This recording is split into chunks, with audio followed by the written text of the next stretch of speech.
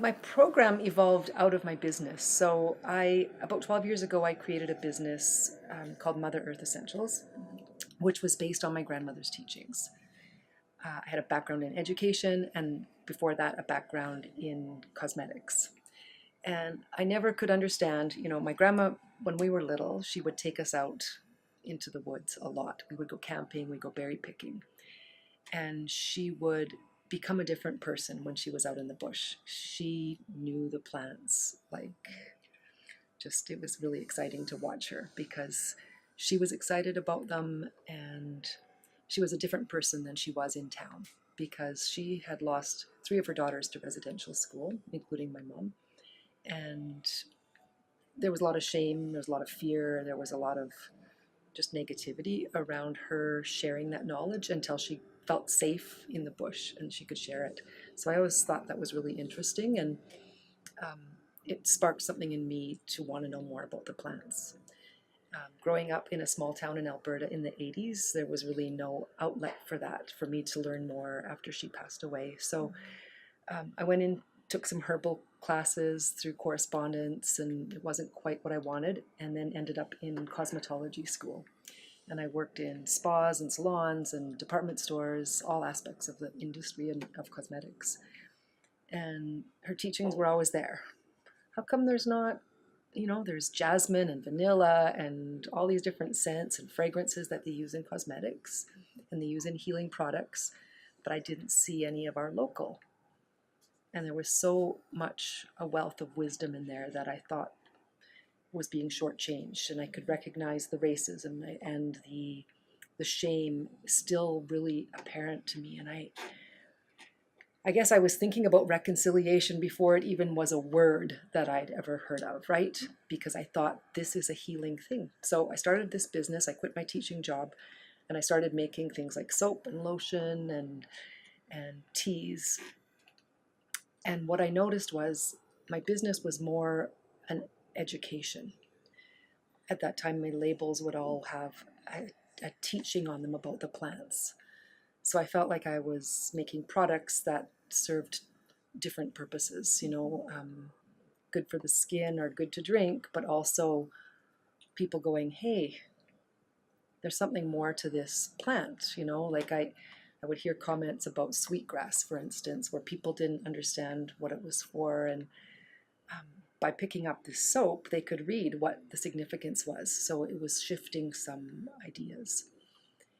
So I started getting invited to speak and realized that people wanted more knowledge. So I developed the program where we take the teas, we take about 12 jars of herbs out into schools, universities, workplaces, and talk to the participants about the individual plants and what they were traditionally used for, what they've been researched to be good for. So we throw in like some, mainstream knowledge, and the participants then make their own tea blend to take home.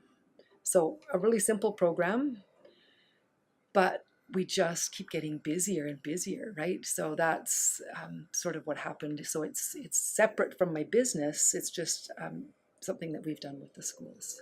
I've done kindergarten right up to adults. I think I even did one at the senior center that's just down the road. So it's the full gamut of age groups. It's a little bit, modified, of course, for the younger age.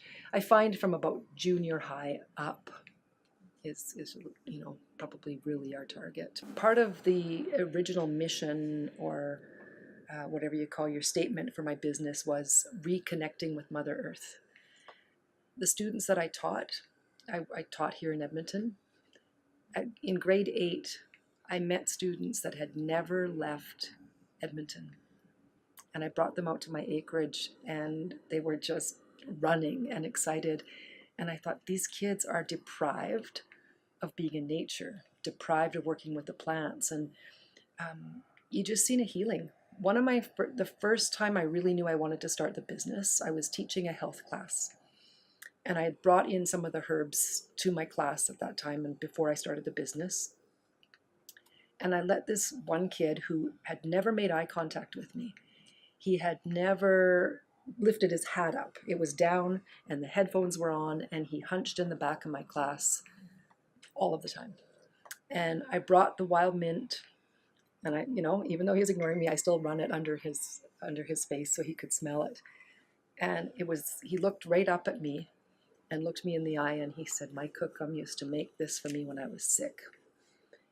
And just there was a shift, and it was like that little thing, it reminded him of something. It reconnected him to something important, and it brought him out of that dark place he was just hiding in, right? So I seen how healing the plants were. We've now grown. So my company, being about 11, 12 years old, has been growing at a nice rate. And we reached a point where we couldn't do it all.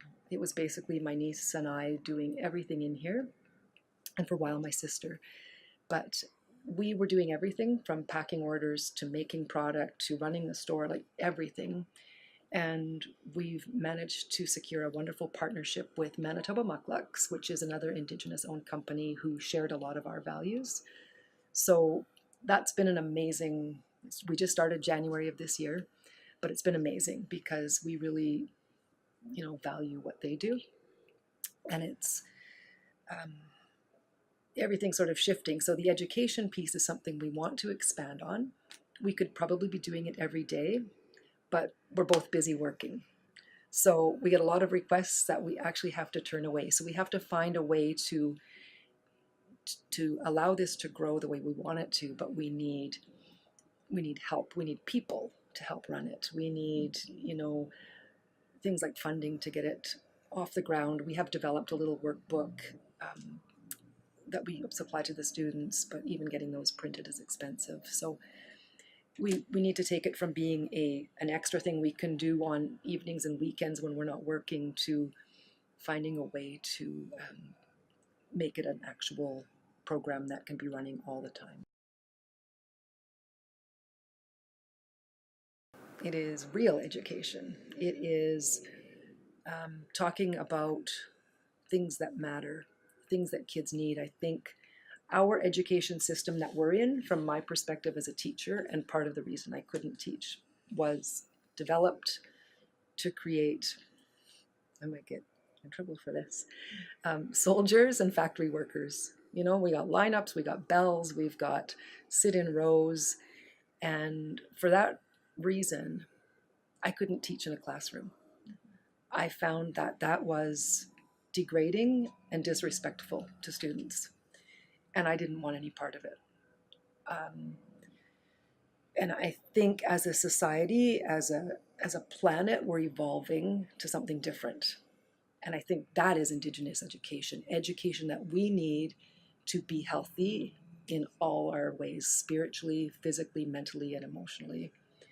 And those are the things that we need to be educating on. And that would be Indigenous education in any place in the world. All of our Indigenous communities, I think, would agree that those are the things that matter, that we are respecting the earth, we are doing what's right to save our planet and be healthy in our families, in our communities. So I see that evolution happening. I see teachers are really, and administration and school boards are wanting to bring this type of awareness in and this type of teaching in. And maybe right now it's just under the mandate is you need to teach about reconciliation because that's what you're supposed to be doing. But I see it evolving into something that it is naturally happening. To me, it's really beautiful. You see, I haven't taught in the classroom as a regular teacher for about 12 years, and I've seen huge changes. My daughter's school is night and day different than my older kids' experience in elementary school. There's just so many opportunities for different types of learning, and I think it's exciting. I think it's evolving, and it's happening really naturally. So I'm excited to see where it will be in 10 years. I think if we keep going at the pace we're going, there will be lots of changes.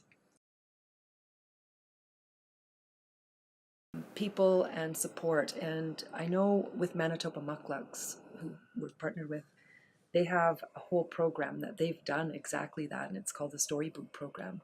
And they bring in elders and people that know how to make moccasins, for instance, and they work with it and they do it in schools and universities.